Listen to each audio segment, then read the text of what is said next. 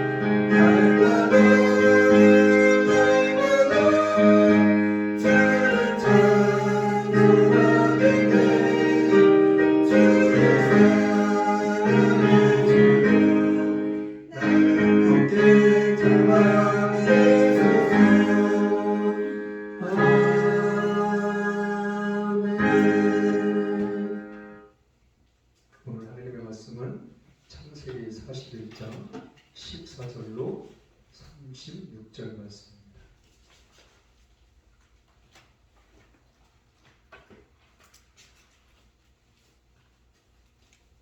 오늘 하나님의 말씀은 창세기 41장 14절로 36절 말씀입니다.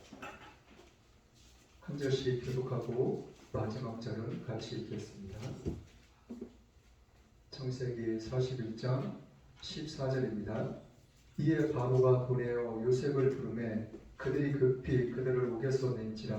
요셉이 곧 수염을 깎고 그 옷을 갈아입고 바로에게 들어오니 바로가 요셉에게 이르되 내가 한 꿈을 꾸었으나 그것을 해석하는 자가 없더니 그런즉 너는 꿈을 들으면 능히 푼다더라.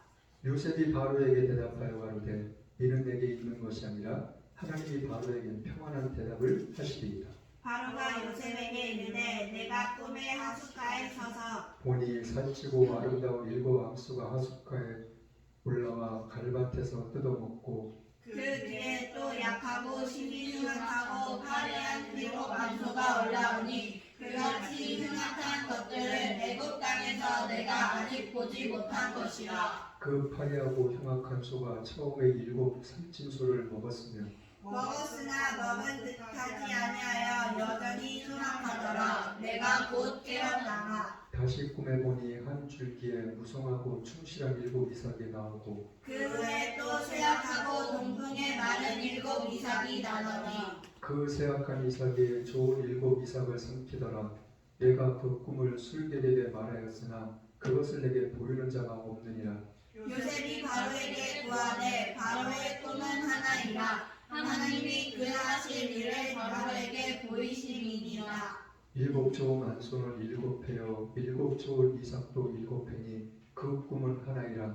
그 위에 올라온 파리하고 흉악한 일곱 소는 7년이요 동풍에 날아 속이 빈 일곱 이삭도 일곱 배 흉년이니 내가 바로에게 구하기를 하나님이 그 하실 일로 바로에게 보이신 다음이 이것이라. 온 애굽 땅에 일곱 배 흉년이 있겠고 후에 일곱 해 흉년이 들므로 애굽 땅에 있던 풍년을 다 잊어버리게 되고 이 땅의 기근으로 멸망되리니 후에 그 흉년이 너무 심함으로 이전 풍년을 이 땅에서 기억하지 못하게 되리이다. 바로께서 꿈을 두 번 겹쳐 꾸신 것은 하나님이 이 일을 정하셨습니다. 속히 행하시리니 이제 바로께서는 명철하고 지혜 있는 사람을 택하여 애굽 땅을 치리하게 하시고 바로께서는 또 이같이 행하사 국중에 여러 관리를 두어 그 일곱 해 풍년에 애굽 땅의 5분의 1을 거두되 그 관리로 장차 올 풍년의 모든 곡물을 거두고 그 곡물을 바로의 손에 돌려 양식을 위하여 각 성에 적치하게 하소서. 이와 같이 그 곡물을 이 땅에 저장하여 애굽 땅에 임할 일곱 해 풍년을 예시하시며 것이며 땅이 이 흉년을 인하여 멸망치 아니하리이다.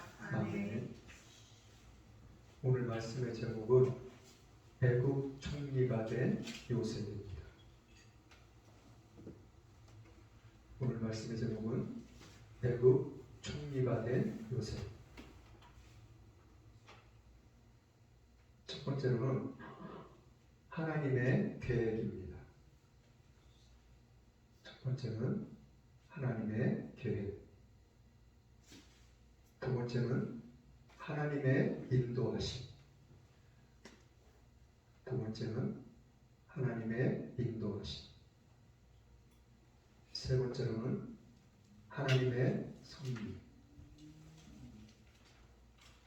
세 번째로는 하나님의 섭리입니다. 오늘 창세기 41장의 내용을 보면은 41장 1절을 한번 같이 보겠습니다. 41장 1절 시작. 만 2년 후에 바로가 꿈을 꾼즉 자기가 하숫가에 섰는데. 만 2년이라는 얘기가 나와요. 만 2년. 창세기 40장의 내용이 무슨 내용이냐면 요셉이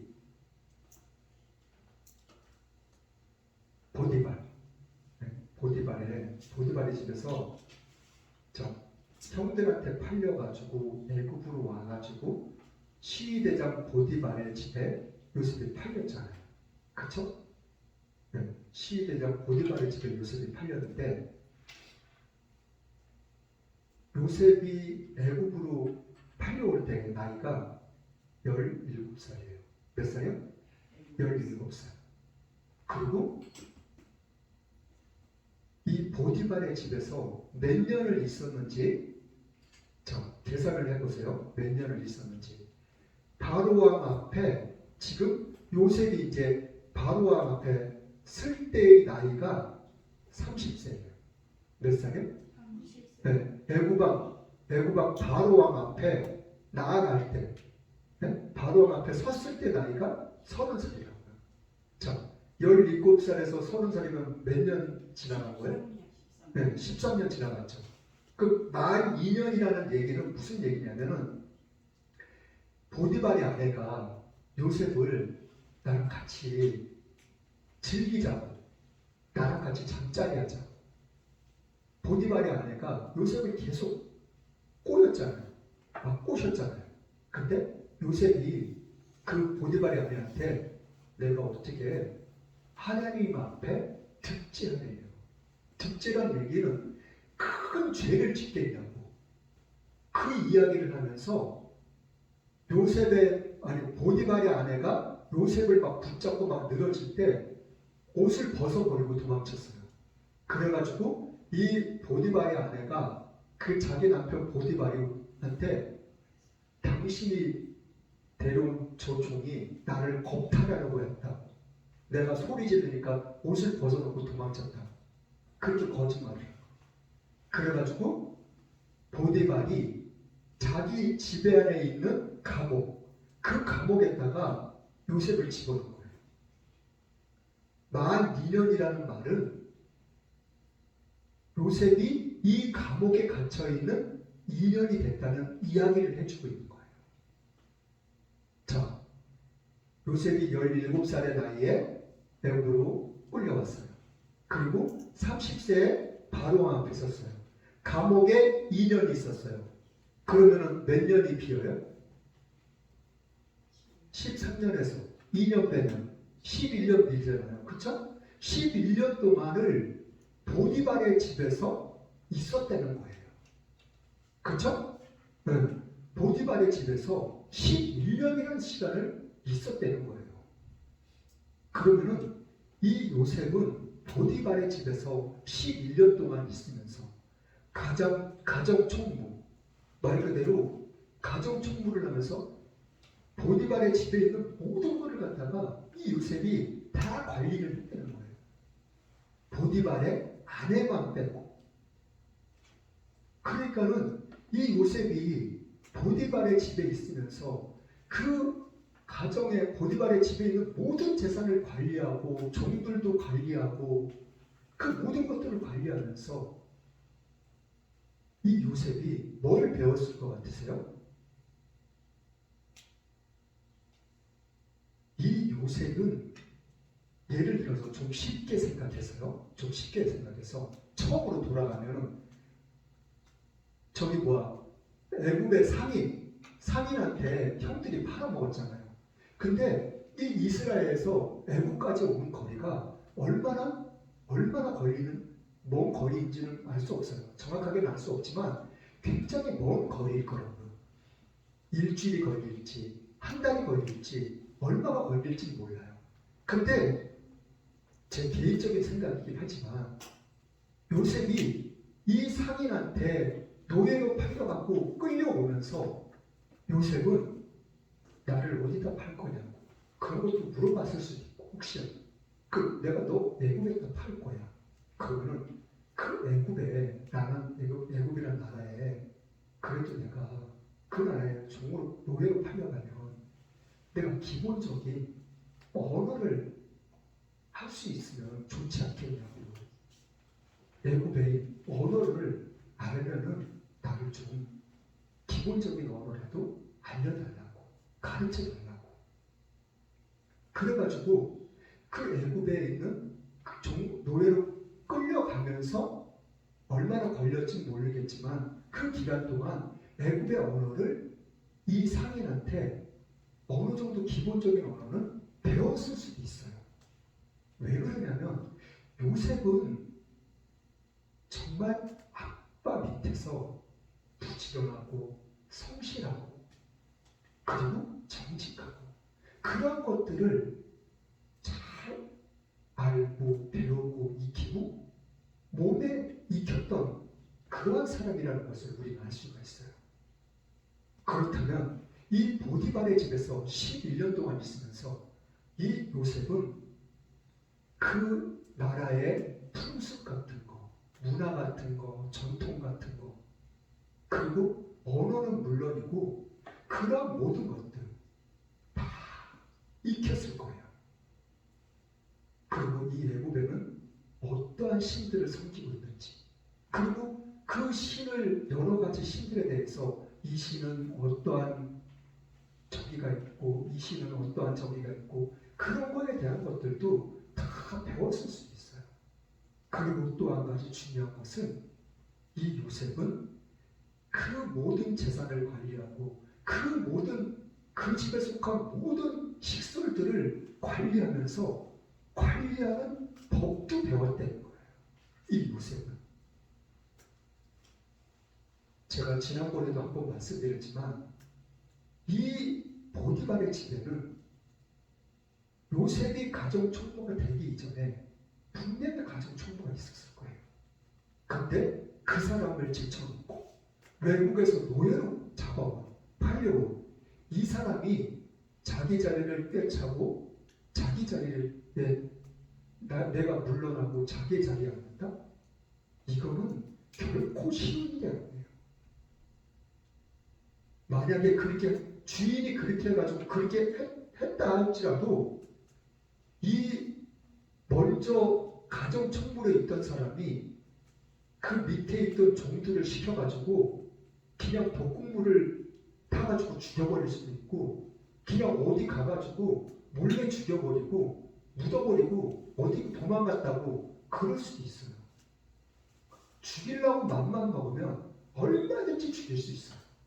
근데 그렇게 안 했다는 거는 이 요셉이 그 가정청불을 하면서도 그 모든 식솔들에게 그 많은 사람들에게 얼마나 잘했다는 것을 우리는 말씀에는 그런 내용들이 전혀 기억되어 있지 않아요. 그렇지만은 이 말씀을 통해서 우리는 그런 것들을 어느 정도는 짐작해 볼 수가 있다는 거예요. 요셉이 얼마만큼 정직하고 얼마만큼 성실하고 그리고 사람들을 대하는 데 있어서 얼마만큼 요셉이 지혜롭고 총명하고 명철하게 행했다는 것을 우리는 조금 짐작해 볼 수가 있어요. 자, 만 2년이 지났다는 것은 감옥에서 2년 있었던 거예요. 28살까지 보디발 밑에 있고 감옥에 들어가가지고 30살이 될 때까지 감옥에 있었다는 거예요. 자, 그런데 41장 1절서부터 13절까지 말씀이 무슨 내용이냐면 바로 왕이 잠을 잘 때 꿈을 꿨어요. 처음에 살찐소 아주 그냥 살이 둥실둥실 쪄가지고 아주 그냥 보기에도 좋고 아주 그냥 탐스러운 그런 살찐소가 7마리가 몇 마리요? 7마리 7마리가 나와가지고 막 풀을 뜯어먹는 꿈을 꾸는 거예요. 그때 그 옆에서 7소가 또 나온 거예요.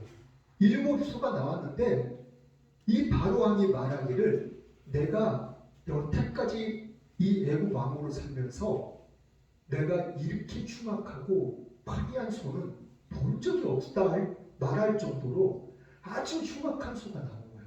막 뼈다귀만 있고 껍데기만 막 있는 그런 소를 상상해봐요. 그렇게 흉악한 소. 그런 소가 7마리가 나오더니만 이 살찌고 탐스러운 소를 갖다가 다 먹어버린 거예요. 소가 소를 먹어버린 거예요. 근데 어떻게 해요? 아니 말라 비틀어진 껍데기만 뼈하고 껍데기만 있는 소가 그 살찐 소를 잡아먹었으면 통통해져야 되잖아요. 그렇죠? 근데 처음에 그 모습 그대로 있는 거예요. 살찐 소를 잡아먹었음에도 불구하고 그 꿈을 꾸고 딱 깬 거예요. 바로 깼다가 이상하다. 왜 이런 꿈을 꿨지? 하고 그러다가 뒤척거리다가 또 잠이 드는 거예요. 또 잠이 들었는데 또 밭에서 한 줄기 벼가 나온 거, 벼. 한 줄기 벼가 나와가지고 한 줄기에서 7 이삭이 달려있는 거예요. 7 이삭, 7 줄기가. 근데 이 벼 줄기가 쌀이 그냥 아주 그냥 통실통실하게 쌀 알곡이 그렇게 7가지에 잘 달려있는 거를 보는 거예요. 근데 그걸 보고 있는데 또 조금 있다가 또 한 줄기 이삭이 나오더니만 말라 비틀어진 그런 줄기 7줄기가 나온 거예요. 이 줄기에는 말라 비틀어진 줄기에는 쌀 알맹이도 없는 거예요. 아주 흉악해. 보기 싫어요. 근데 이 벼가 이 통실통실하게 쌀 알곡이 달려있는 이 쌀 알곡을 갖다가 다 먹어버린 거예요. 근데 이 벼 이삭도 마찬가지로 처음 그 모습이랑 전혀 다른 게 없이 똑같은 거예요. 그래가지고 바로가 아침에 일어나가지고 자 자기 나라에 있는 모든 박사들, 술객들 그런 사람들을 다 불러 모은 거예요. 정쟁들. 그래가지고 그 사람들한테 자기가 꿈꾼 이야기를 해줬어요. 이거 내가 이 꿈을 꿨는데 이 꿈에 대해서 너희들 해석 좀 해봐라.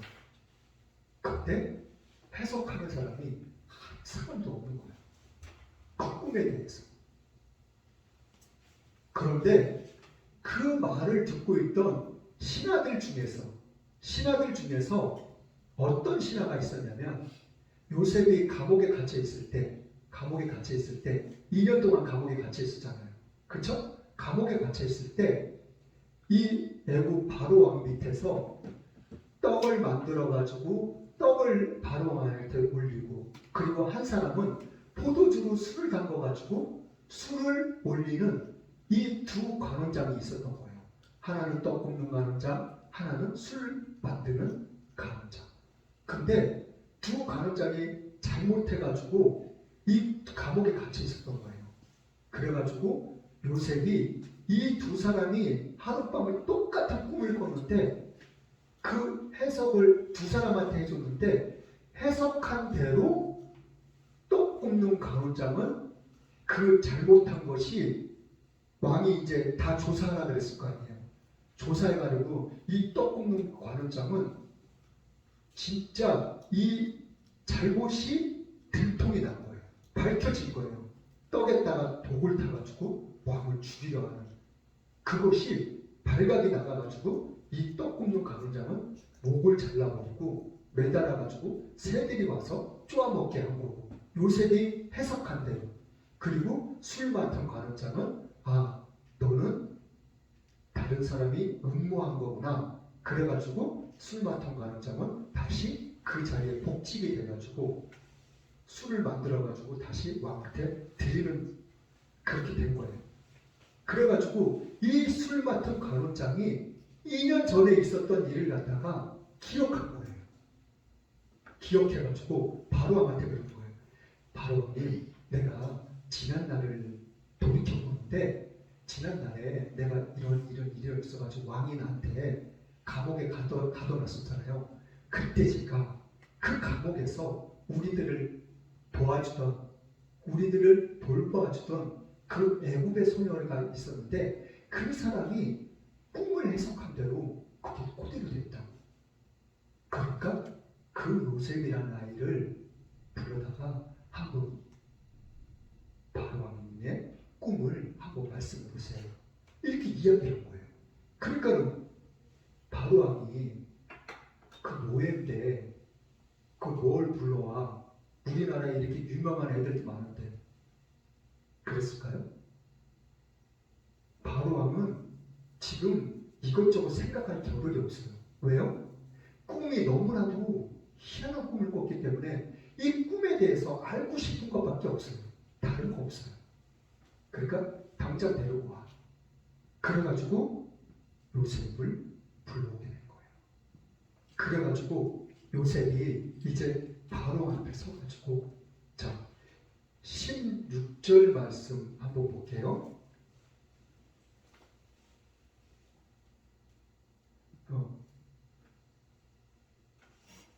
자 16절 말씀 시작. 요셉이 바로에게 대답하여 가로되 이는 내게 있는 것이 아니라 하나님이 바로에게 평안한 대답을 하시리이다.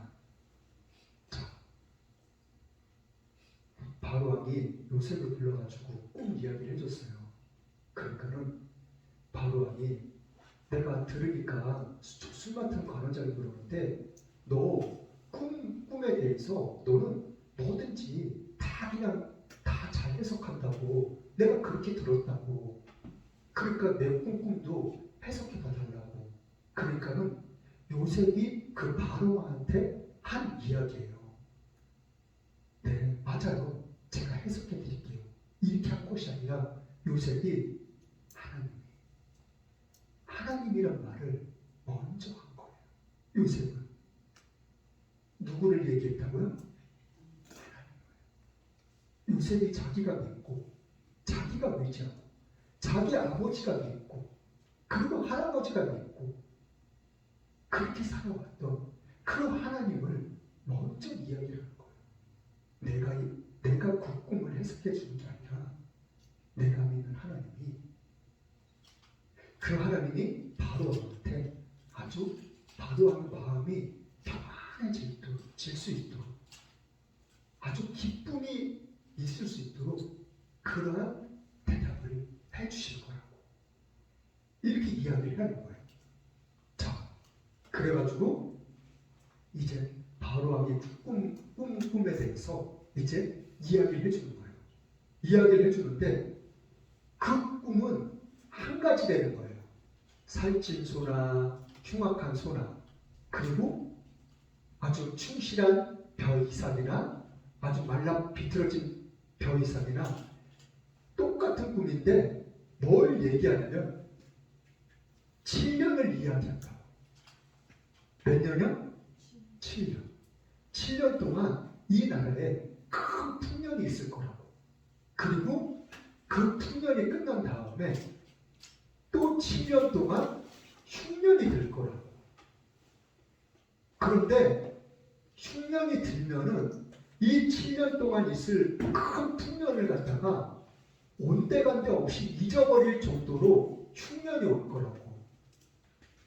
그러니까 7년 동안 풍년이면 7년 동안 어떻게 해요? 잘 먹고 잘 살 거 아니에요. 그렇죠? 그러면 7년 동안 흉년이면 뭐 1년, 2년, 3년, 4년 이렇게 몇 년은 그래도 살다가 뭐 5년, 6년 이때 되면은 뭐 죽게 되거나 뭐 그럴 수도 있잖아요. 근데 그렇지 않다는 거예요. 7년 흉년이 시작하는 그 첫 해부터 이 애굽 나라는 망할지 모른다고. 다 굶어 죽을지 모른다고. 자, 그 말씀이 30절 말씀부터 한번 읽어볼게요. 자, 시작. 후에 7해 흉년이 들므로 애굽 땅에 있던 풍년을 다 잊어버리게 되고 이 땅의 기근으로 멸망되리니. 뭐라고요? 멸망된다고요. 첫 해 풍년 7년이 지난 다음에 흉년 첫 해 되면은 얼마 안 가서 이 나라는 아주 그냥 폭삭 망해버릴 거라고. 나라가 없어져 버릴지도 모를 거라고. 그러는 거예요. 그 얘기를 해주는 거예요. 자, 그래가지고 요셉이 이제 그러면은 이 일을 어떻게 해야 되냐고, 어떻게 되는지 그 이야기에 대해서 이야기해주고 있어요. 32절부터 또 읽어볼게요. 시작. 바로께서 꿈을 2번 겹쳐 꾸신 것은 하나님이 이 일을 정하셨습니다. 속히 행하시리니 이제 바로께서는 명철하고 지혜 있는 사람을 택하여 애굽 땅을 치리하게 하시고 바로께서는 또 이같이 행하사 국중에 여러 관리를 두어 그 7해 풍년에 애굽 땅의 5분의 1을 거두되 그 관리로 장차 올 풍년의 모든 곡물을 거두고 그 곡물을 바로의 손에 돌려 양식을 위하여 각 성에 정치하게 하소서. 이와 같이 그 곡물을 이 땅에 저장하여 애굽 땅에 임할 7해 흉년을 예비하시며 땅의 이 흉년을 인하여 멸망치 아니하리이다. 보세요.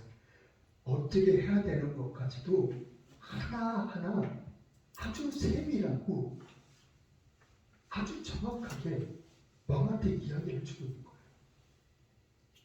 지혜롭고 명철하고 총명한 사람을 세워가지고 7해 풍년이 오면은 그 7해 풍년 동안 전국에서 각지에서 거둬들인 그 곡식의 5분의 1을 거둬들이라고. 그걸 왕한테 바치게끔 하라고. 왕의 것으로 돌리게 하라고. 그리고 그 거둬들인 곡식을 갖다가 각 성에다가 정치하라는 말은 쌓아두라는 얘기예요. 그리고 그것을 관리할 수 있는 관리들도 세우라는 얘기예요. 그러니까는 아무튼 하나하나 세세하게 어떻게 어떤 일을 해야 되는 것까지도 아주 정확하게 자세하게 왕한테 이야기를 해주고 있는 거예요. 자, 37절부터 한번 읽어볼게요. 또 자, 시작. 바로와 그 모든 신하가 이 일을 좋게 여긴지라. 바로가 그 신하들에게 이르되 이와 같이 하나님의 신에 감동한 사람을 우리가 어찌 얻을 수 있으리야 하고 요셉에게 이르되 하나님이 이 모든 것을 내게 보이셨으니 너와 같이 명철하고 지혜 있는 자가 없도다. 너는 내 집을 치리하라. 내 백성이 다 내 명을 복종하리니 나는 너보다 높음이 보좌뿐이냐. 바로가 그에게 이르되 내가 너로 애굽 온 땅을 총리하게 하노라 하고 자기의 인장 반지를 빼어 요셉의 손에 끼우고 그에게 세마포 옷을 입히고 금 사슬을 목에 걸고 자기에게 있는 버금수레에 그를 태우매 무리가 그 앞에서 소리지르기를 엎드리라 하더라. 바로가 그로 애굽 전국을 총리하게 하였더라. 바로가 요셉에게 이르되 나는 바로라. 애굽 온 땅에서 내 허락 없이는 수족을 놀릴 자가 없으리라 하고 그가 요셉의 이름을 사문압반에 하라 하고 또 온 제사장 보디베라의 딸 아스나를 그에게 주어 아내를 삼게 하리라. 요셉이 나가 애굽 온 땅을 순찰하니라. 자 보세요. 자 44절 한번 말씀드릴게요. 바로가 이제 요셉을 한 나라에 자기 나라에 국무총리로 딱 세웠어요. 국무총리를 세운 다음에 그 명령을 한 다음에 바로 자기가 끼고 있던 인장 반지, 이 반지는 말 그대로 인장, 손에 끼고 있는 도장이라는 얘기예요. 이 도장은 왕의 도장이랑 똑같은 거예요. 이 도장을 꽝 찍으면은 왕의 명령이랑 똑같은 거예요. 저놈 잘못했으니까 죽여. 그리고 이 도장 딱 찍어주면은 그냥 죽는 거예요. 그 사람. 저거 잘못했으니까 감옥에다 가둬. 이거 딱 찍으면은 감옥에 갇히는 거예요. 그런 인장 반지를 자기가 끼고 있던 그 반지를 갖다가 빼가지고 요셉한테 줬대. 요셉에다 끼워줬다는 거예요. 요셉한테. 자, 그리고 자기가 타고 있는 왕이 타는 그 마차에다 태워가지고 전국을 돌아다니게 한 거예요. 우리나라의 새 총리라고, 국무총리라고. 자, 그리고 44절 말씀 한번 또 읽어볼게요. 무슨 말씀이 있나? 시작. 바로가 요셉에게 이르되 나는 바로라. 애굽 온 땅에서 내 허락 없이는 수족을 놀릴 자가 없으리라. 자, 바로가 요셉에게 이르되 나는 바로라. 애굽 온 땅에서 내 허락 없이. 여기서 바로가 자기를 가리켜서 내 허락 없이가 아니라 바로가 요셉을 향하여 내가 아니라 요셉 너 허락 없이는 손발을 놀릴 자가 없다는 거예요. 이 말은 무슨 말이냐면은 너 허락 없이는 그 어느 누구도 아무것도 못해. 그 말이랑 똑같은 말이에요. 말 그대로 나랑 너랑 똑같은 거야. 나는 내가 이 왕자리에 앉아있는 이 보좌뿐이야. 너보다 다른 것이 있다면은 난 이 보좌뿐이라고. 그 이야기를 해주고 있는 거예요. 자, 우리가 이 말씀 가운데서 기억해야 될 것이 몇 가지가 있다면 그 중에 하나는 요셉은 자기가 오늘의 말씀의 제목처럼 하나님의 계획, 이게 하나님의 계획이에요. 내가 노예로 팔려가는 것이. 자 보세요. 그리고 내가 노예로 팔려가가지고 감옥에 갇히는 것이 하나님의 섭리예요? 이게 하나님의 섭리가 아니라 요셉은 얼마든지 자기의 상황을 자기가 겪고 있는 그런 것들을 얼마든지 하나님한테 원망하고 한탄하고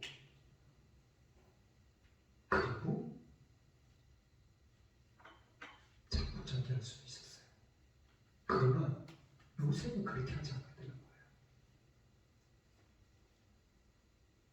아니, 노예로 팔려가고 그리고 감옥에 갇히고 낯선 나라에 가가지고 많은 사람들한테 막 조롱당하고 매질당하고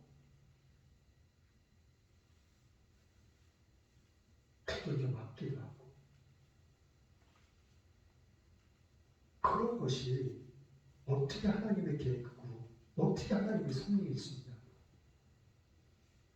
요셉이 만약에 하나님을 멍망하고 자기의 처지를 한탄하고 주저앉았다면 요셉은 애굽에서 아마 그렇게 살다가 죽었을지도 몰라요. 그러나 요셉은 그렇게 하지 않았다는 거예요. 그런 상황에 닥쳐도 그것을 원망하거나 한탄하지 않고 그 상황에 있어서 요셉은 자기가 할 일을 최선을 다해야 되는 거예요. 그렇게 했을 때 요셉은 나중에 이 애굽의 국무총리가 됐을 때도 보세요. 7년 동안 애굽에는 이 당시에 세계에서 제일 큰 나라예요. 사람들도 얼마나 많이 살았는지 알 수 없어요.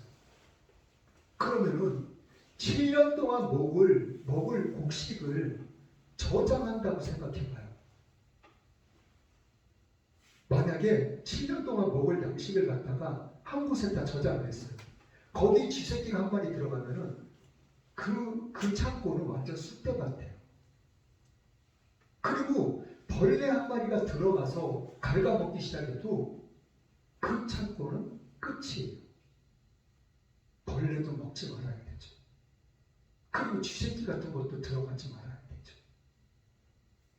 그리고 중요한 거는 이게 7년 동안 이 곡식이 보존되어야지 돼요.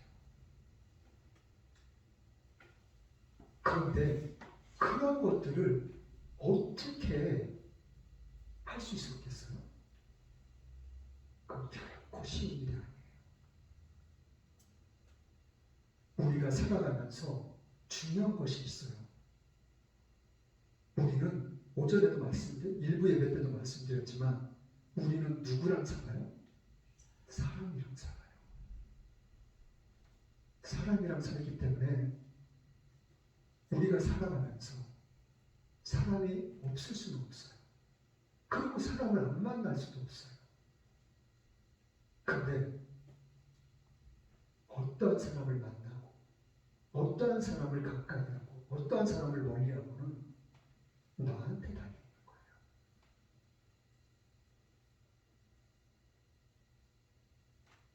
사람이 얼마만큼 성실하고 얼마만큼 정직하고 얼마만큼 겸손하냐. 제가 여러분들을 칭찬하고 싶어서 그런 게 아니라 우리 아이들 같이 착한 아이는 없다고 생각해요. 근데 너무 착해가지고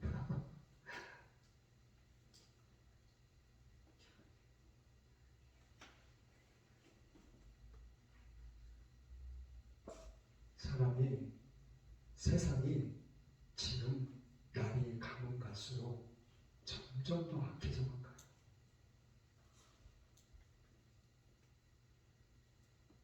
여러분 주위에 정말 정직한 사람, 성실한 사람, 그런 사람을 만나는 것도 중요하지만 내가 먼저 그 사람이 되어야 되는 것이 더 중요하다는 것.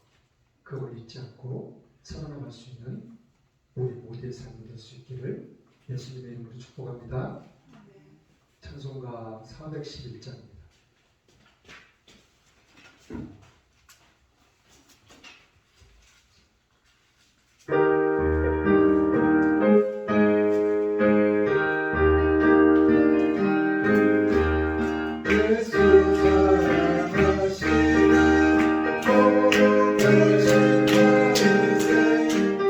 우리